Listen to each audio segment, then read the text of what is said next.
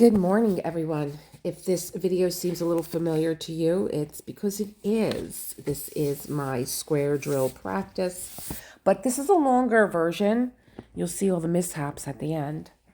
But for right now, I'm going to read to you chapter 10 of William March's The Bad Seed. She slept after a long time, and when she did, she became involved in a terrifying dream. There was a woman with a hatchet in her hand who moved up from the road. She paused at the farmhouse and searched it. When she did not find what she was looking for, she went toward the barn, holding the hatchet behind her for concealment, and called out in a sweet, patient voice, "Christine, where are you, Christine? Don't be afraid of me. Do you think your mother would harm you?" But Christine, hidden in the tall grass, would not answer, and when she looked up again, the barn was full of windows, and each window framed the face of one of her mother's victims. There was one window vacant, and she heard her mother saying, "Christine, Christine, take your place with the others." Then the others at the windows chanted in chorus, "You'll never find Christine. Her present identity is well concealed." The faceless woman said, "I'll find her no matter where she is. I'm the incomparable Bessie Denker. I'm the one whose master plan works so well." Then plainly she saw her mother's placid, conventional face, and trembling, she pressed herself closer to the earth, while the people at the windows turned to one another in concern and said, "The incomparable Bessie Denker wants Christine this time. Christine, take your place with the others. Has anybody seen Christine? Christine is the one who escaped." Mrs. Penmark, turning nervously on her pillow, struggled upward to reality, her wet hands pressed together. She sat up in bed and smoothed out her pillow. She lay trembling for a time, her teeth chattering in an irregular rhythm, as though she were cold. She tried to sleep again, and at length she did. When she woke, it was morning. It was raining, with a wind that drew the rain over the tops of the trees and through the patterns of their tossing branches. The trees in the park looked drenched and desolate as they bent before the wind, shivered, and righted themselves once more. The gutters were overflowing, and water ran down to the courtyard with a quarrelsome sound so close to a speech that you felt it. If you listened more attentively, you could surely know its meaning. She closed her windows and mopped where the rain had blown into the house. Then, going to the kitchen to fix breakfast for her child, she saw Leroy wrapped in an old plastic raincoat, his wet shoes squashing as he walked, carrying out ashes from the basement. She stood irresolutely beside her window, as though already she'd forgotten her purpose, hearing the banging of the cans as Leroy set them in the alley for the garbage man to pick up at 9. He came back to the courtyard and bent down to a clear, flooded, leaf-sopped drain, as though she could not hear his mumbling voice. She could almost know the words he said by the petulant motion of his lips. When Rhoda had eaten her breakfast, folded her napkin, and put it away in the sideboard drawer, she asked permission to visit Mrs. Forsyte. The old lady, she said, had promised to teach her crochet. And now that it was raining and she must stay inside in any event, she thought it would be a good time for her first lesson. Mrs. Penmark frowned in indecision. Now that she knew the horror of Rhoda's inheritance, could chart with a reasonable certainty what her career would be, she wondered if she were morally justified in allowing her to be alone with anyone. Perhaps she should no longer let her out of her sight. She should warn others of her criminality. But knowing how difficult these hysterical things were of accomplishment, she looked down helplessly and renewed her intention of making no decision until her husband returned. She said, "If I let you go, you must promise not to do anything to Mrs. Forsyte. Do you understand me?" "No, Mother. I don't know what you're talking about." "Please, Rhoda, let's not have any more charm or acting. We understand each other very well. Let's be natural with each other from now on. You know quite well what I'm talking about. Rhoda giggled, nodded her head, and said in a matter-of-fact voice, I know what you mean, but I won't do anything to her. And then pressing her hands together, rolling her eyes, she added, Aunt Jessie hasn't got anything I want. When her child had gone, when her routine tasks of the morning were partly done, the implications that had lain so strongly in Mrs. Penmark's mind since she knew, at last, who she was, broke through strongly. She paused while polishing her rosewood console table and turned away frowning. A moment later, she could not remember what she had brought her to her bedroom in the first place. She put down the chamois cloth and stood in confusion beside her bed, her hands making futile gestures in the air.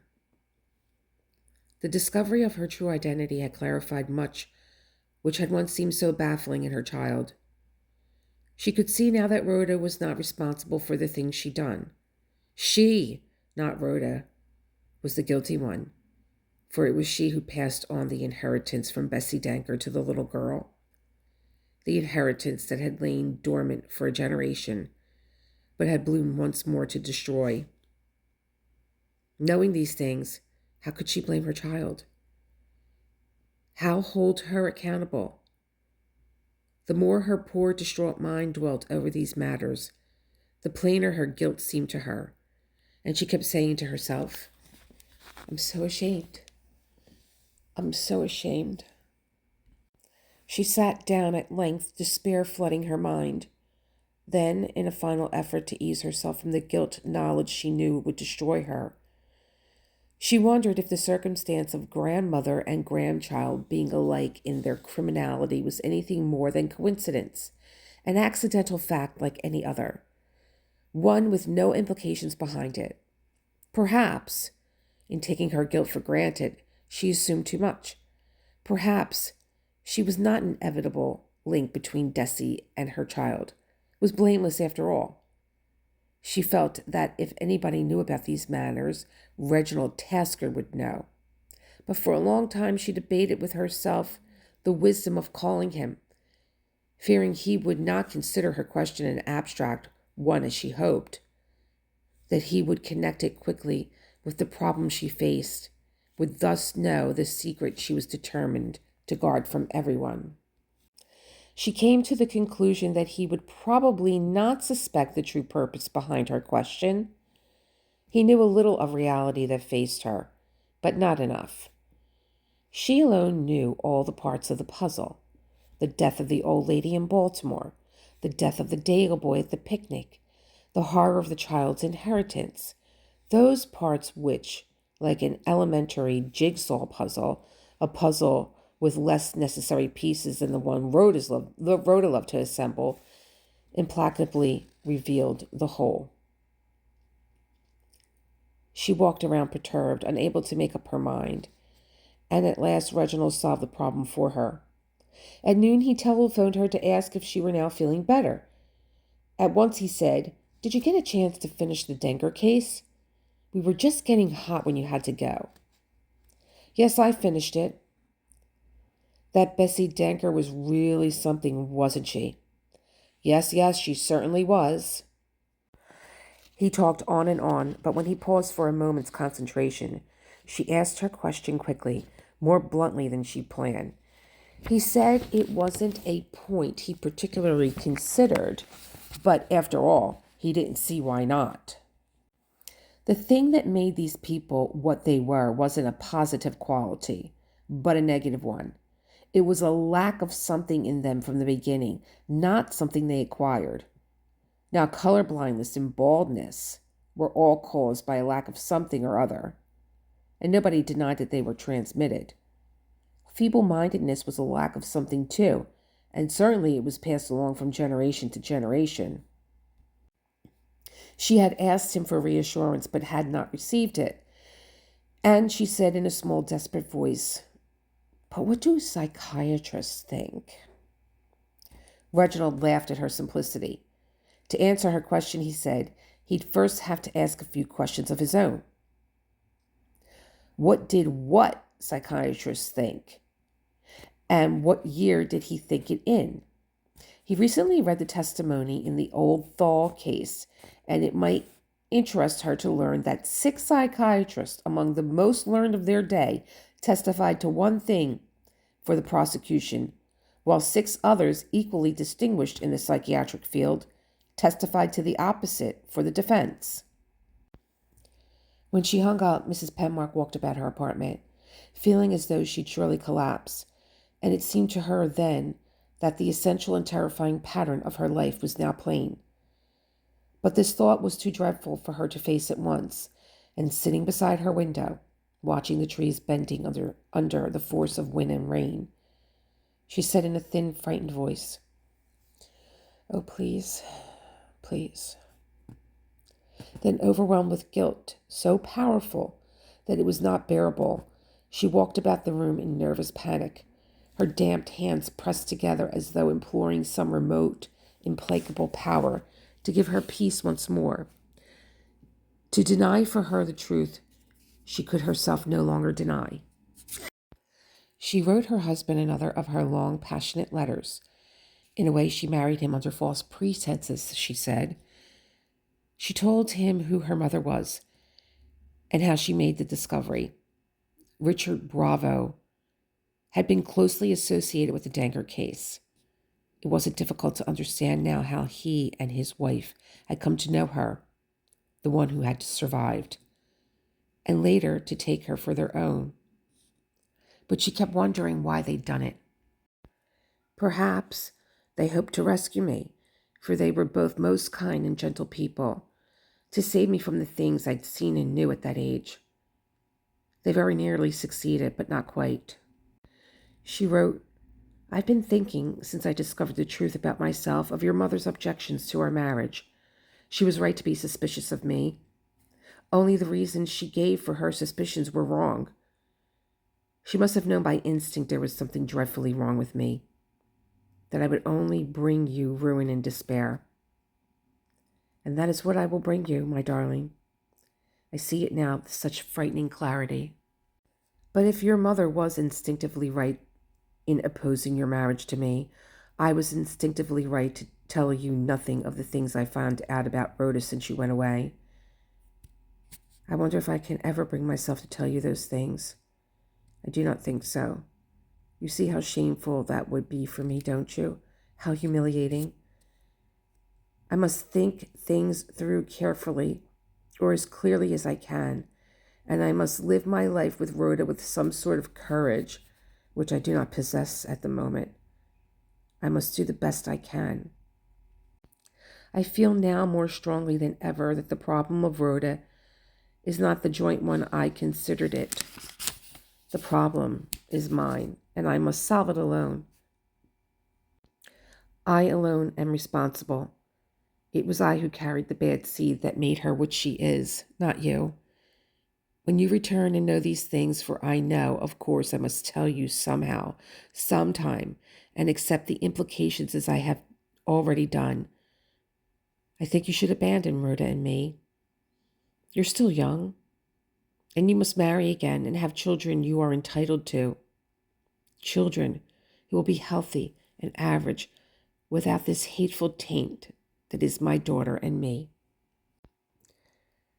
Before she had finished her letter, the summer storm had passed and the hot July sun was shining again.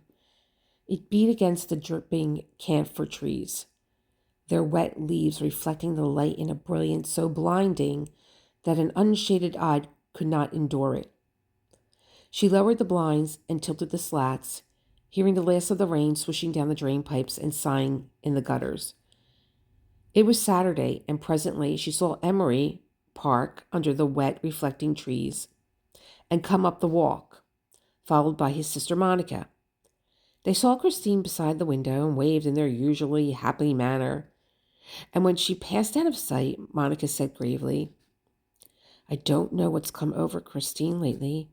I'm concerned about her, and I may as well confess it. Christine was always so careful about her person, but I don't think she's had her hair or nails done in a month. She's beginning to look gaunt and seedy. She's not eating properly, I know. She says she is, but I'm convinced that she's not. Look, said Emery in an amiable voice. Look, Monica, why don't you quit prying into Christine's personal affairs? Why don't you mind your own business for a change? That afternoon, Mrs. Penmark bundled up the cases Reginald had lent her and returned them to him. She had not meant to go in. She planned to leave them at the door when his houseboy answered the bell. But Reginald saw her and came about and welcomed her. He insisted she come in and have a cocktail, but she said she'd rather have tea, and the houseboy went to fix it. Reginald asked how she was getting along with her novel.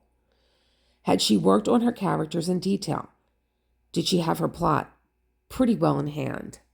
Christine said the book would be about a child who repeats the criminal pattern of her grandmother's career. And Reginald said, that explains it. I wondered this morning why you were interested in heredity versus environment theme. Yes, she said yes. How about the child's mother? Is she tarred with the same brush, as the saying goes? No, I don't think so. I see the mother as an ordinary woman without too much sense, the sort you meet everywhere. She's helpless and pretty vulnerable. She's a rather dull, stodgy woman, I'm afraid. It will be a nice contrast, he said. He sipped his cocktail and said, Tell me this. Is the stodgy mother sure about her child, or does she only suspect? I mean, has she anything to go on where her child is concerned? She has something to go on. She has a great deal to go on. Does the conventional mother know about the criminal grandmother? She didn't at first, but she finds out. It explains to her so many things in her own daughter. Reginald nodded and said after a moment, It sounds about right. But remember one thing. Try to keep the tensions high. Then as she got up to go, he added, The old biddies at Monica's party were interested in your abrupt departure. And if you want to know their verdict, they all think you're expecting. The idea sent Mrs. Penmark into wild, hysterical laughter. She laughed so long that Reginald became a little alarmed, and handing her a cocktail, he said, Drink this down, Christine. You need a cocktail after all. When Mrs. Penmark was home once more, Rhoda practiced her piano for an hour, and toward nightfall she sat under the lamp memorizing her Sunday school lesson for the next day. When she was letter perfect, she asked her mother to question her, and Christine did so, thinking, Rhoda has some strange affinity for the cruelties of the Old Testament. There's something as terrifyingly primitive about her as there is about them. The child got out the butterfly-starred cards she'd earned on a new prize and showed them to her mother. She said, I'm sure to have a perfect lesson tomorrow, too. And that'll make 4 cards, and all I'll need then is 8 more. It won't be long before I get another prize. I hope it's not another book. Mrs. Penmark was ill next day.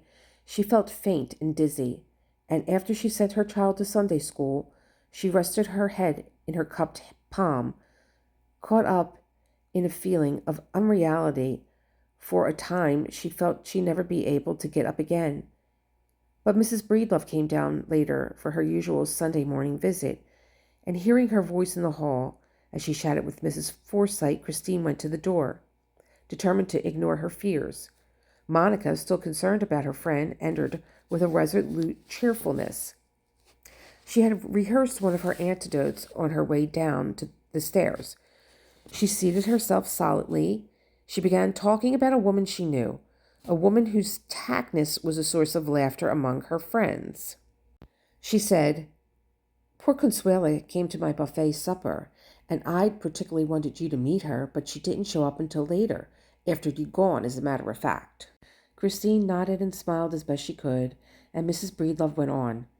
Everybody pities Consuela for her lack of style. Martha David mentioned it this morning when she called to discuss the party with me, but I said, oh no, indeed. Consuela is nobody's victim, believe me. There's something in Consuela that makes her want to wear what she does.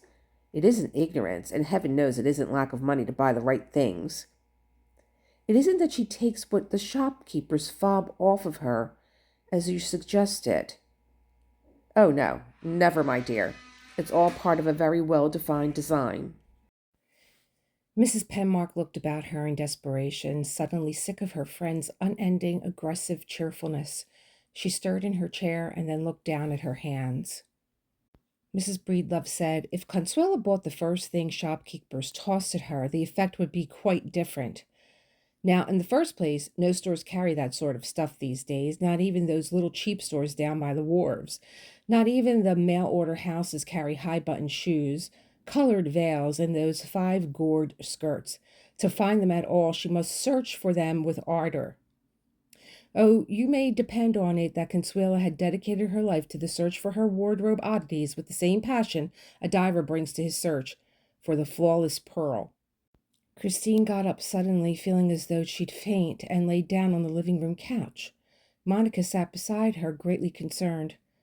I'm not going to argue the point with you, Christine, she said. I'm going to call the doctor and have him take a look at you. If you're sick, and it's plain you are sick, something must be done. She was already dialing as she talked, and the doctor said he'd come at once. He did so, and Mrs. Breedlove met him in the foyer for one of his whispered preliminary conversations that doctors endure.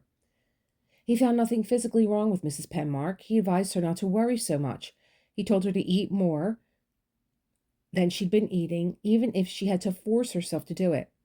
He left a prescription for sleeping tablets for her insomnia. When he'd gone, Christine resolutely got out of bed, determined to think no more of the things that troubled her, and in the days that followed she managed as best as she could in the routine so strict, so filled with trivial activities, that she had no time to brood over her problems. She developed an abnormal tenderness for her child. She followed her about with the eyes, placating her, apologizing to her, serving her in humility, as though imploring forgiveness for the inheritance she'd given her. They shared a bond of horror that bound them together, that tied them to a common past, a community of guilt that could never be changed through thought or word. They were fixed together by the life of Bessie Denker. There was no going behind that fact. There was no escape for either of them. Sometimes, when they were together in the apartment, as though Mrs. Penmark had worked out some wishful illusion which could never be true in reality, and knew, but denied the fact, she would put her arms about the little girl and draw her to her in a gesture of expiation, as though love itself were strong enough to change the child into the creature she desired her to be, this simple, affectionate child who loved her. And as her sick affection increased, she would descend on her without warning, to passionately kiss her forehead or cheek, to embrace her with longing. At such times Rhoda would endure the caress in astonished silence, smooth down her bangs, straighten her frock, and back away. She avoided her mother as best she could. She read, she practiced piano, she studied her Sunday school text, she pursued her lessons in needlecraft, she sat idly under the pomegranate tree and thought her particular thoughts. Once, in desperation, Mrs. Penmark said to the retreating child, "Don't you love me at all? Don't you have any affection for anyone? Are you entirely cold?" And Rhoda, moving implacably toward the door, not knowing what was expected of her, laughed charmingly, tilted her neck in a gesture she knew older people found irresistible, and said, "You're silly. I think you're silly." As the date of her departure came nearer, Mrs. Breedlove wondered if she were justified in going at all, in leaving dear Christine, who was oddly upset and not at all well, alone. She sought to solve the problem through having Christine and Rhoda come with her to the inn. She was sure with her influence she could arrange reservations even at this late date, but Christine refused. She begged her friend not to worry about her. She'd be perfectly all right. If anything did happen, she'd call Monica at once. "Oh, very well, if you insist on being stubborn," said Monica in an exasperated voice. Then more softly, "But at least you'll call me if you need me. That I insist on. You know where I'll be. It isn't far." She was leaving the next day, and Christine helped her with her preparations. When everything was ready, Monica parked her car in the driveway, and she and Christine returned to the apartment to see that the gas was turned off, that there were no dripping taps, that the windows were secured. From her back balcony, she called to Leroy, telling him to bring her bags down and stow them away in the trunk of her car. He did so, and Rhoda followed him down the back steps. When they were in the courtyard, he winked at the child and said in a soft voice that the woman above could not hear him, "You better ask Mrs. Breedlove to look for that little bloody stick while she's at the bay. I done told you over and over you better find that stick before I do, but you won't take stock in what I say." "There's no stick to find." Leroy laughed, held his head to one side, and said in a sly, intense voice of courtship, "Zzz, zzz. You know what that noise means now, don't you, Miss Rhoda Penmark?" "I know you're a silly man, that's all I know." "That's the way mean little children sound when they're frying up in that little blue chair." "You said it was a pink chair before." "They got two chairs. You know that by this time if you didn't talk so much and not listen to what other folks try to tell you. They got blue chairs for mean little boys and a pink chair for mean little girls." He put his hands on his hips, swayed voluptuously from side to side. "You don't know much, do you? I used to say you was smart, but I don't say so anymore. Now I think you're real dumb." The two women came down the steps, and as the car pulled away from the curb and Christine turned up the path toward the front of the house, Leroy laughed silently. He put his finger against his nose and said, "Zzz, zzz. You know what that noise means as well as I do. You know all right. But if you don't know right now, you'll find out real soon." Mrs. Penmark, without turning her head, called her daughter, and Rhoda joined her on the walk. Leroy stood watching them as they walked away. That corn-fed Christine wasn't looking so well these days, he thought. She sure had got thin and tired looking. Her skin was sort of stretched like and pale, too. And then there were them circles under her eyes. That one looked 10 years older than she did a month ago. He wondered what the cause was.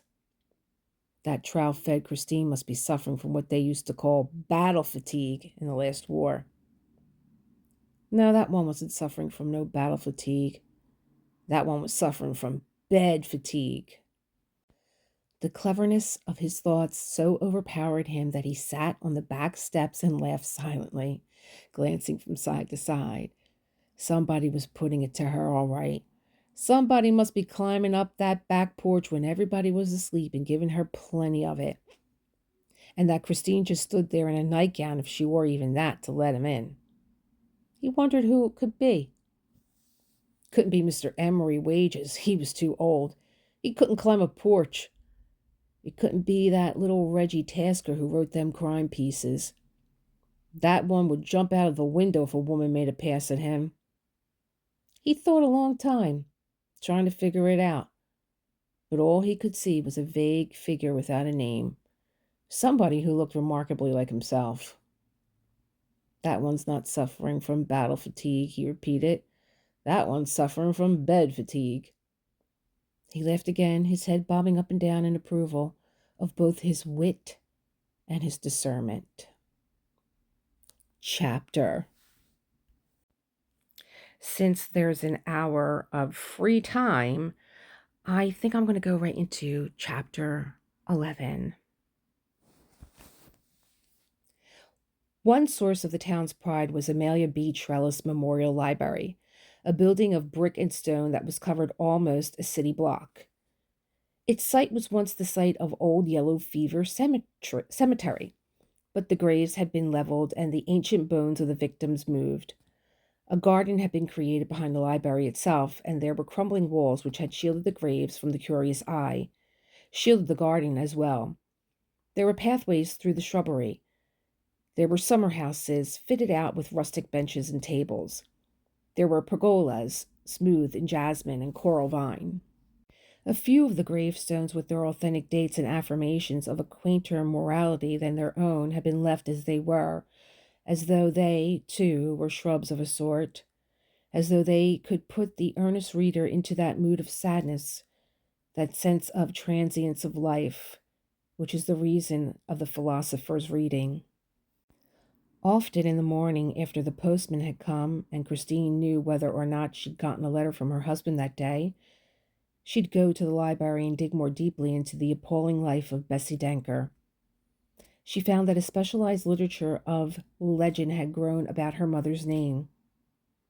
She was better known for the evil she created than most compassionate people of her day were known for the good deeds they'd done.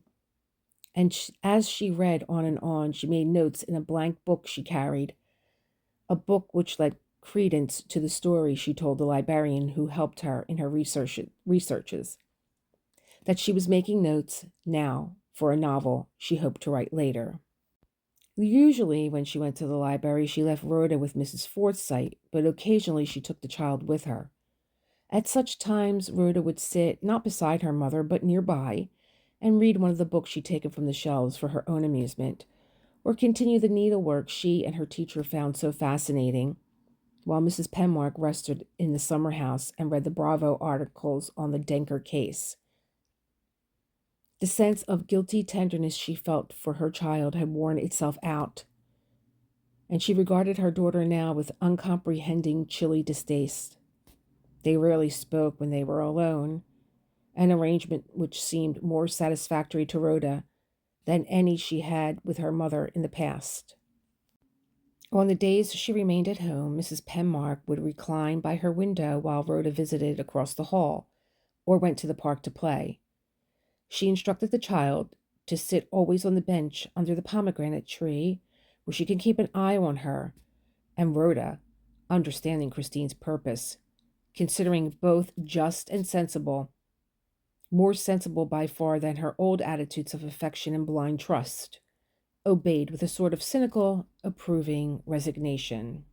Sometimes, when she went to the library and knew Rhoda would lunch with Mrs. Forsythe, Christine took lunch with her, which she ate at one of the rustic tables under the pergola.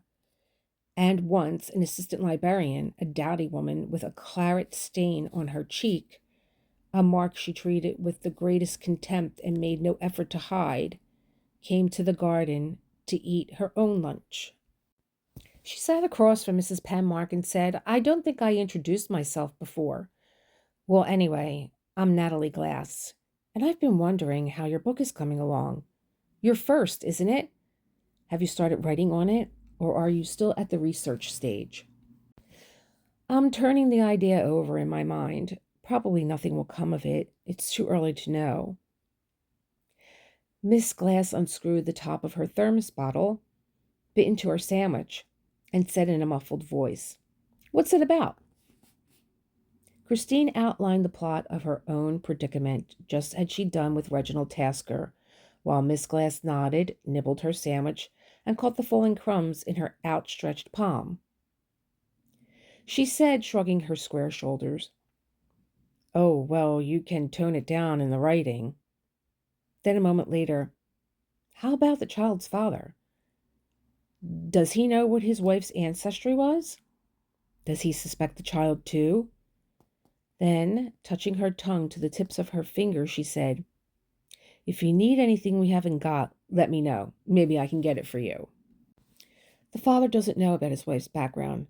Remember, she didn't know it either until relatively late, long after they'd been married. He knows the child is odd, but he doesn't know enough to alarm him. There was silence while Miss Glass sipped her coffee and digested in her mind the things she'd heard. Then abruptly she asked, "How are you going to end it?" "I don't know. I don't see the ending clearly." "I don't see a happy ending, not with that setup. It can't be a happy ending. No, I see that too." Miss Glass paused with her coffee cup half raised to her mouth, narrowed her eyes, and bent forward as though somebody inside the library had called her name.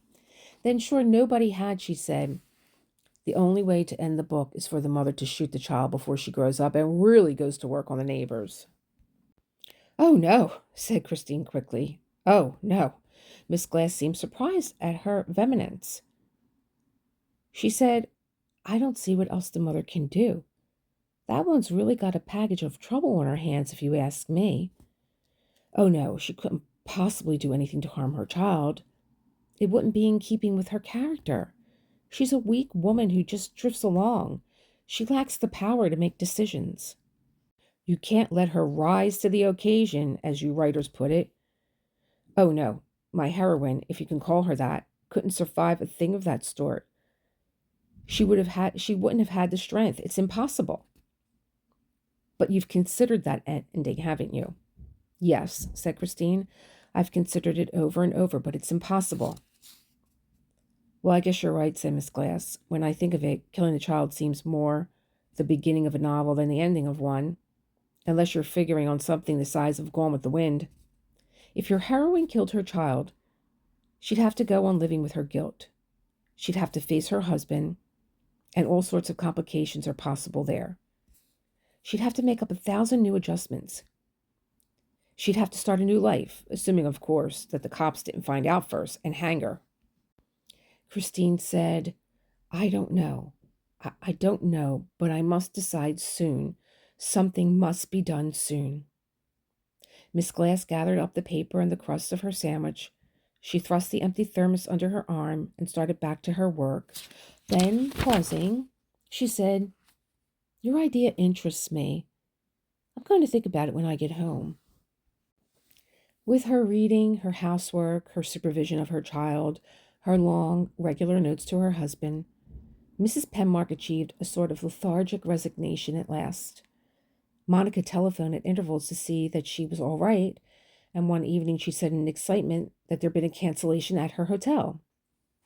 She knew that the management of other people's affairs was one of her more repulsive qualities. Heaven knows she ought to. Emery told her often enough. But she'd been thinking of Christine and Rhoda so much, she missed them so greatly that she'd taken the liberty of picking up the reservation in their name. She hoped Christine would pardon her presumptuousness, but as a special favor to herself and Emery, wouldn't she make the effort? Wouldn't she come to the inn for 10 days? Then, not waiting for Mrs. Penmark's decision, she went on, Everything's arranged. Emery will pick you up tomorrow at 6 after he finishes up at the shop. Now, dear Christine, come with him. If you don't feel up to the packing, say so, and I'll drive over in the morning and pack for you.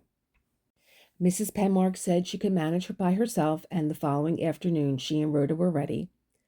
She enjoyed her stay at the hotel. In the morning she lay with Rhoda on the beach or wandered with her in the woods beyond.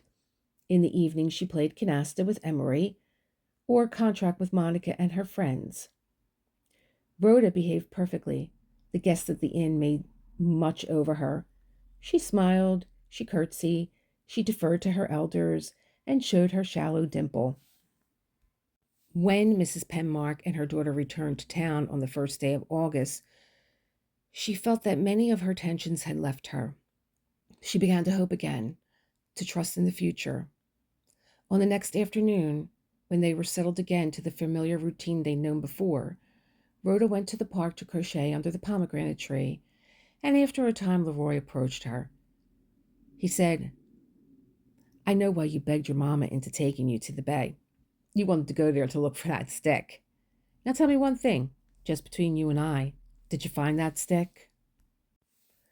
Without raising her eyes, giving him no outward sign she was speaking to him, Rhoda said, She's by the window watching me.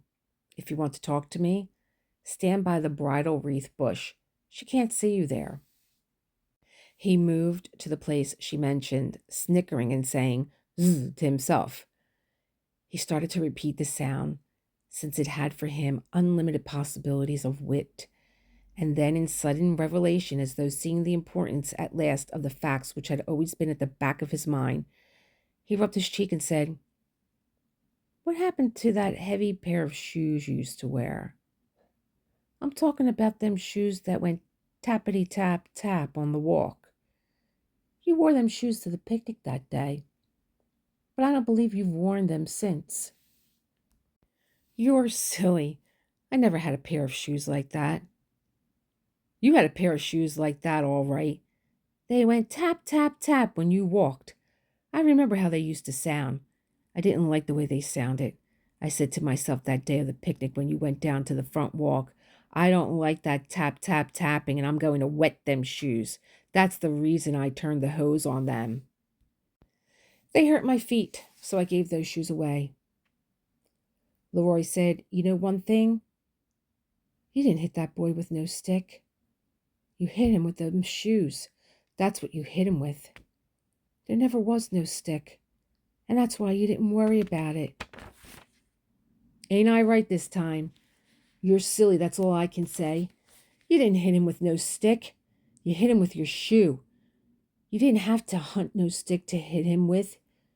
You had that shoe with them iron cleats handy to hit him with.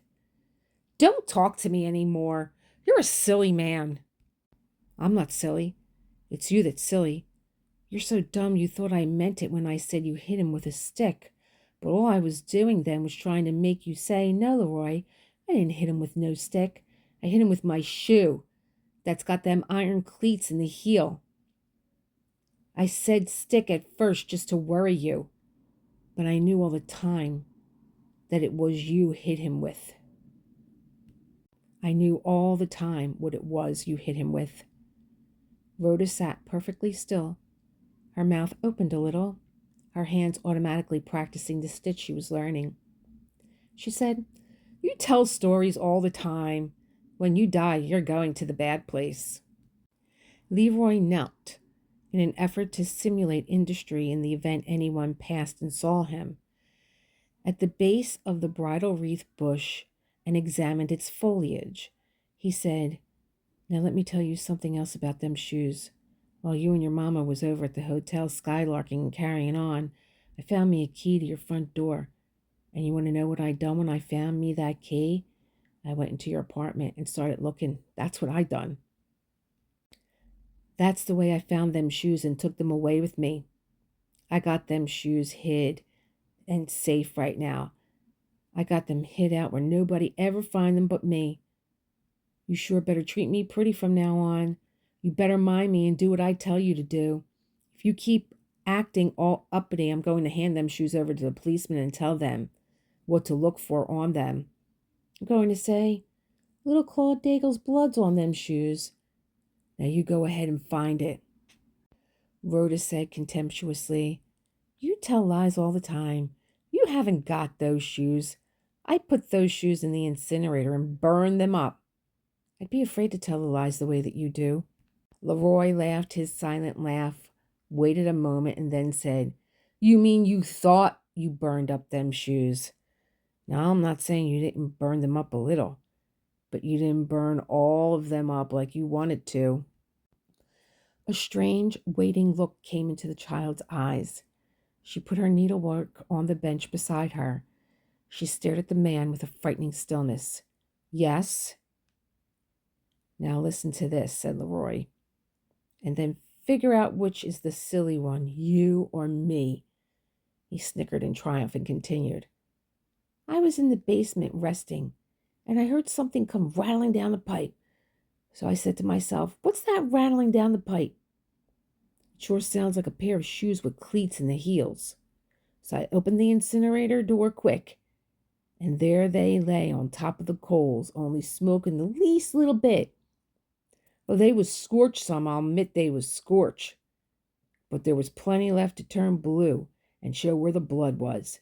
There's plenty left to put you in the electric chair." He threw back his head and in triumph laughed his shrill, foolish laugh, watching the child out of the corner of his eyes. Rhoda got up thoughtfully and went to see the lily pond, standing there with one foot on the rim of the basin, and then, convinced this time that Leroy told the truth, she said calmly, "Give me those shoes back." "Oh, no, not me, Miss Rhoda Penmark. I got them shoes hid out where nobody but me can find them. I'm keeping them shoes to make you act better from here on." He went back into the courtyard. The situation had become too delightful for him to endure. He sat down on the back steps, rocking from side to side. The child followed him. She said patiently, "You better give me back those shoes.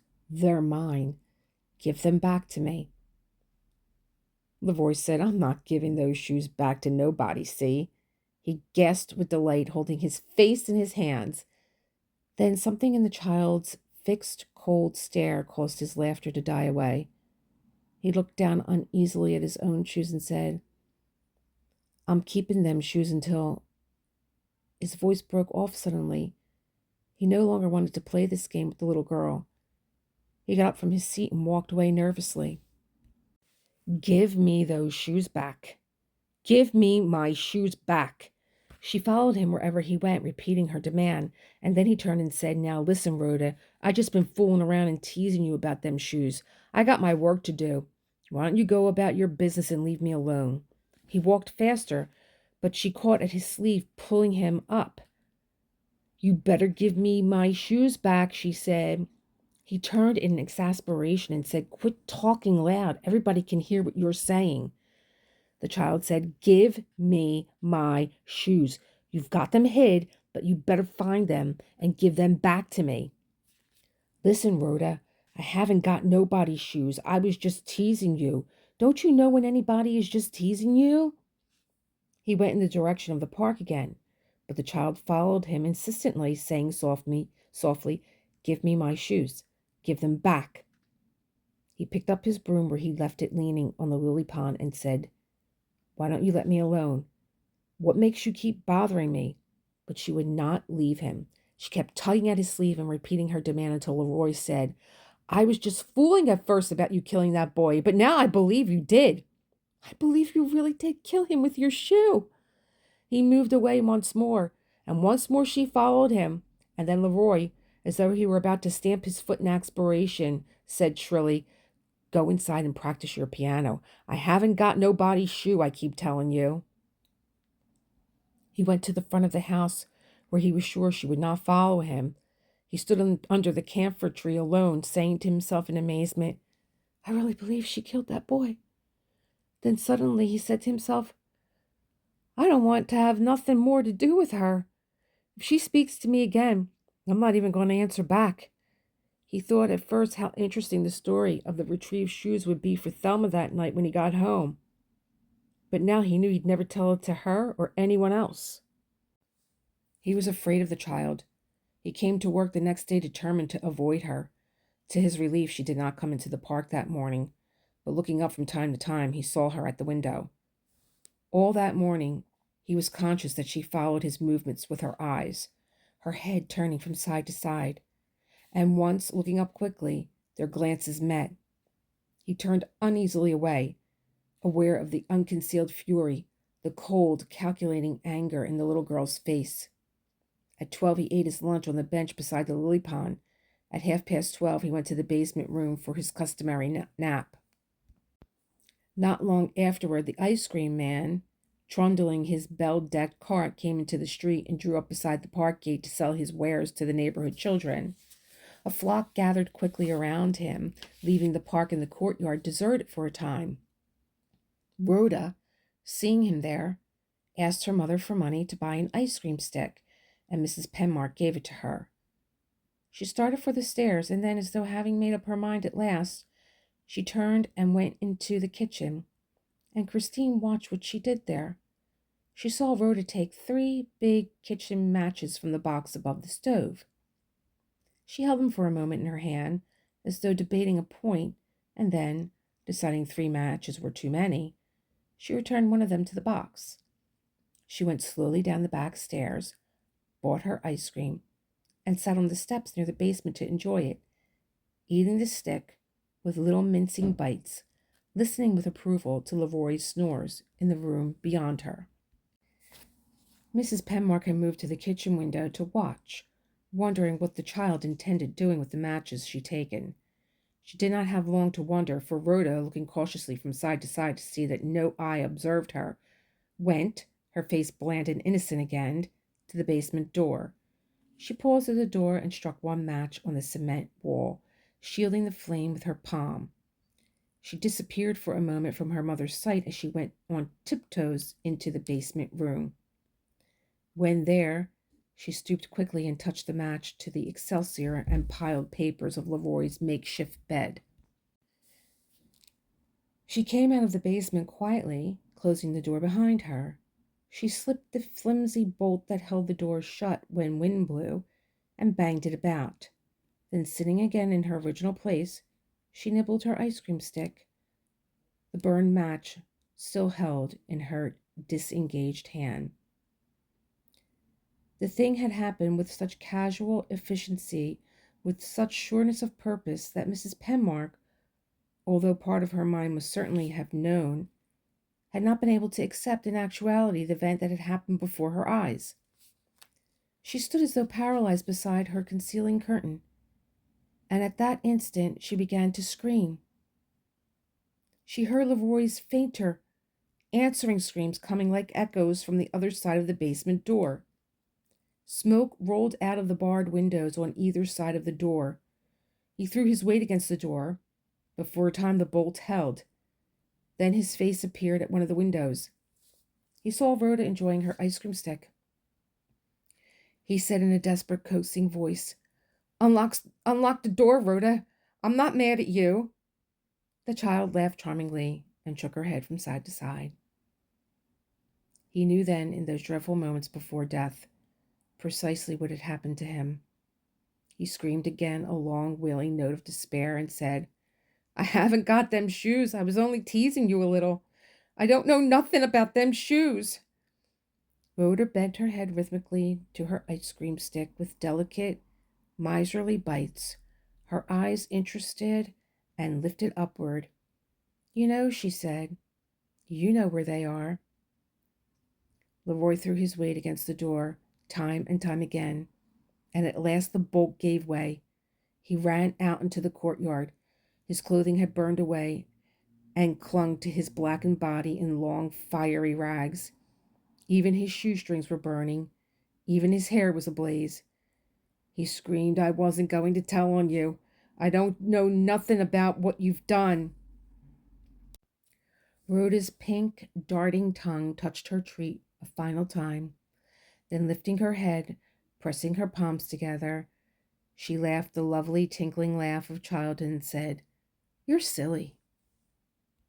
She got up from the steps, straightened her frock, and put both the stick and wax paper in the garbage can under the stairs. She stood there smiling and nodding her head as though in approval of a scene planned to divert her, as Leroy ran in flames toward the lily palm. But when his hand was on the knob of the gate, he shuddered and swayed backward. Then, still clutching the gate, he sagged down to the cement, released his grip, and died there. Mrs. Penmark turned from her window, saying to herself, "I'm not going to faint. This is an emergency. It's necessary for me to keep calm." She went toward her bedroom with the intention of lying down a moment, but she did not reach her bed. Against her will, her knees buckled beneath her, and there was a terrible singing of blood in her ears. She lost consciousness for a time, and then, although she never knew how it happened, she was going down the back stairs, holding on to the railing for support, calling in a frantic voice, "Rhoda! Rhoda! Rhoda!"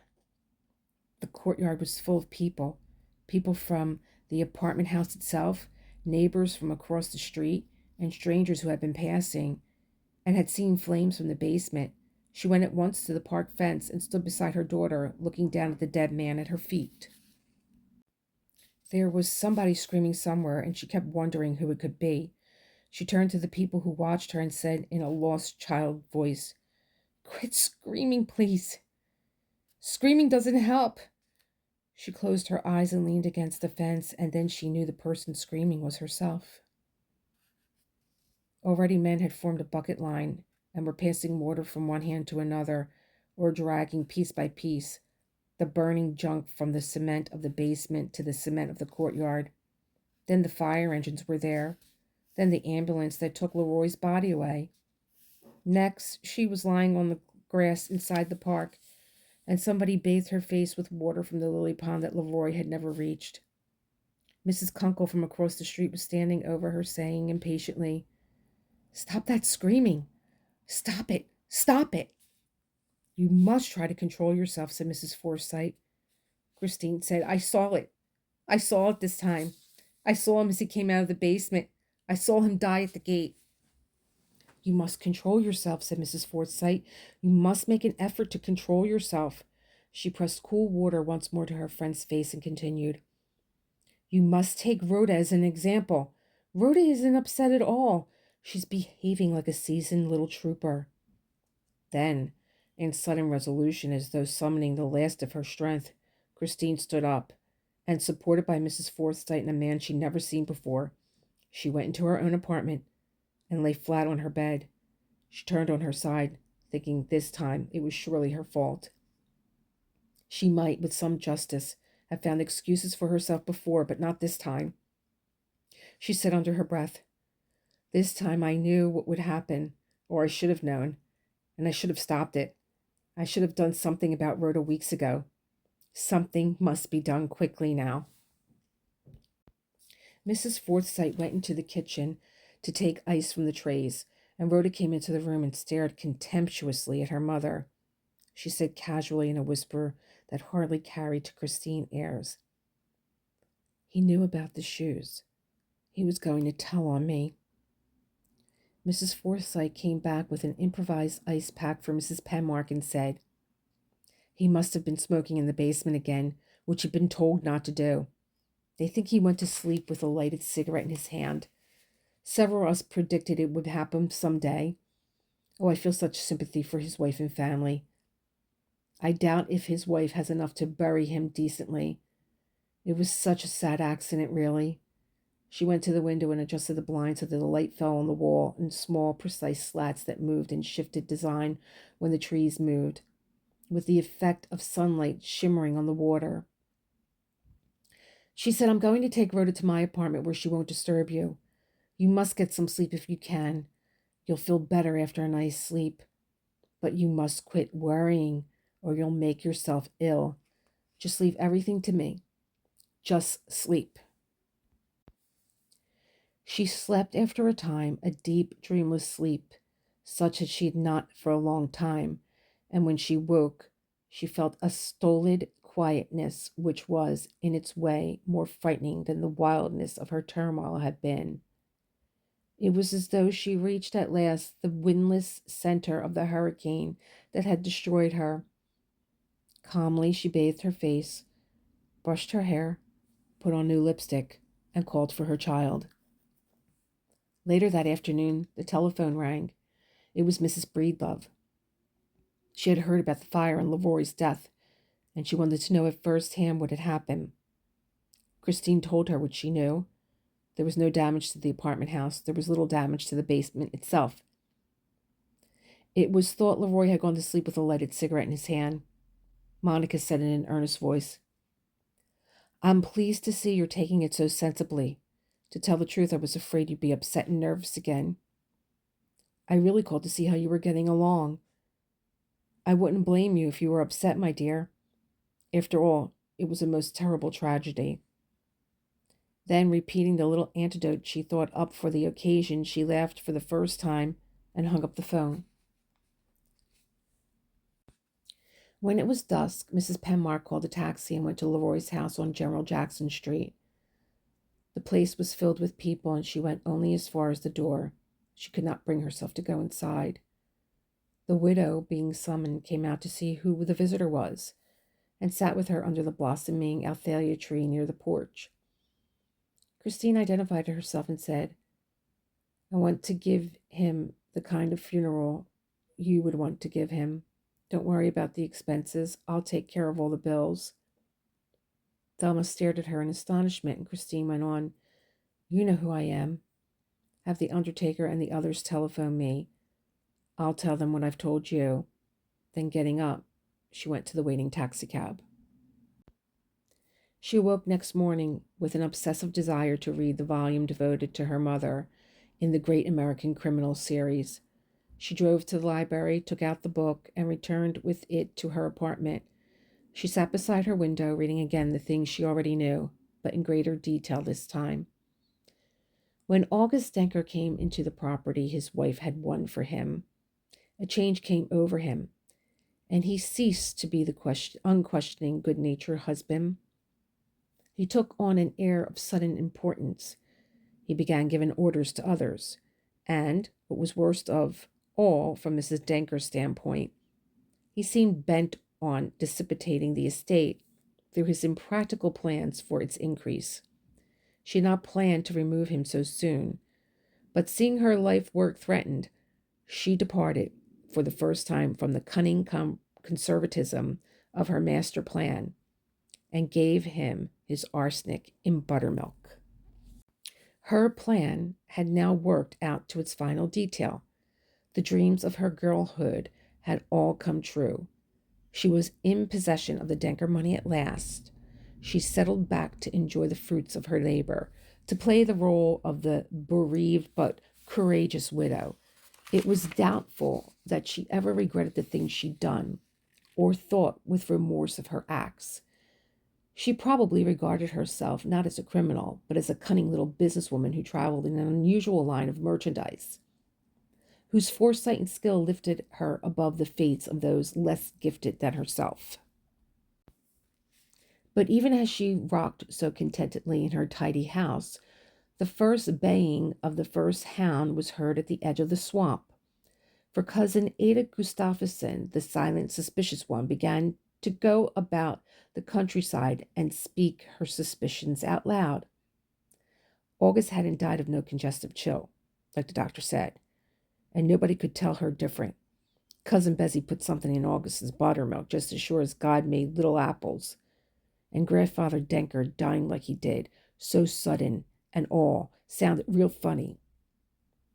Why, that old man had been strong as a bull. Then, too, there were those stories they used to tell about Bessie back home when she was a girl. It seemed real funny to her that things didn't start happening to folks until Cousin Bessie got interested in them. Then the county asked permission to exhume August Denker's body, and when Bessie weepingly refused to have her husband serve as the playing field of Cousin Ada's spite, the officials got a court order and dug up the body anyway. And for the first time in her life, perhaps, Mrs. Denker felt blind, unreasoning panic. She lost all the ordinary good sense that had served her so long.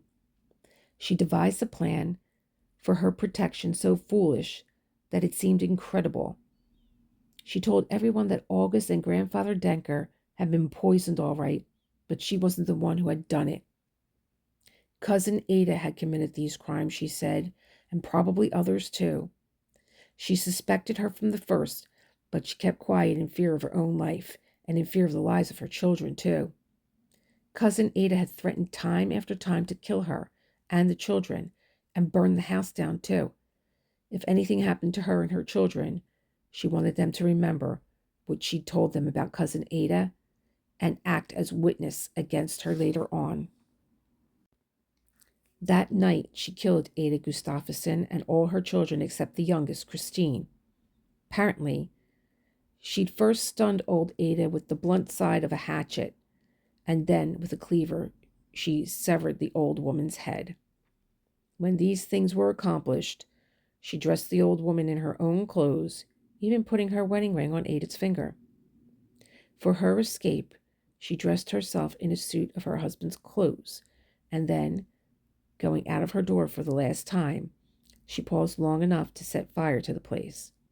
She hoped, although the hope proved to be a forlorn one, that the authorities would mistake the body of the old woman for her own, would assume that she, Ada Gustafsson, had committed the crime and had been the murderer all along.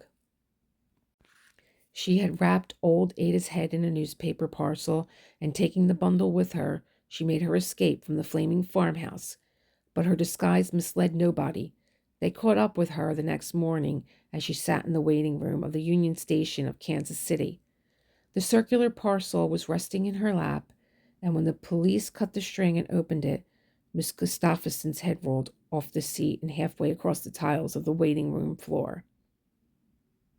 When the youngest child had been spared was anybody's guess.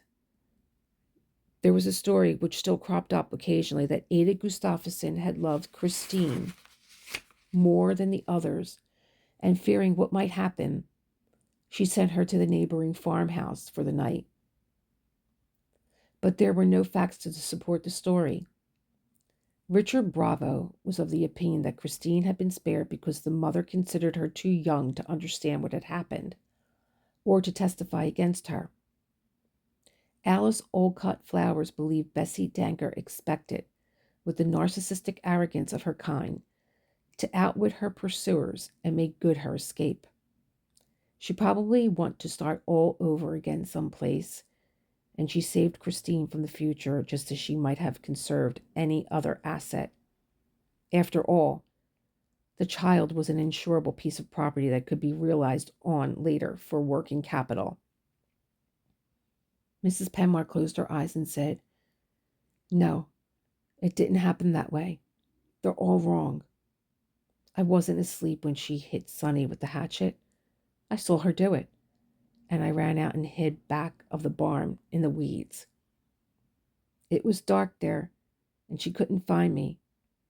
When she killed the others, she came to look for me. She called me and called me. She said she wouldn't hurt me if I came to her. But I watched through the window while she killed the others, and I wouldn't answer her." Chapter. I hope you all enjoyed chapter 10 and 11. Chapter 12 is the last chapter, and it's about 20-something pages long. I'll get it done for you this week. Enjoy your weekend. Stay dry. We have a nor'easter headed our way, of course. Our Columbus Day parade has been canceled, so I am expecting a bigger house full than I had originally planned on. And I'm going to put some music on because I'm sure you have to unwind from that those last few chapters. I will see you guys, as always, in the next one. Enjoy my mishaps here on my canvas also if you're watching. And it's almost as horrifying as the last two chapters. Take care, guys. I'll see you, as always, in the next one.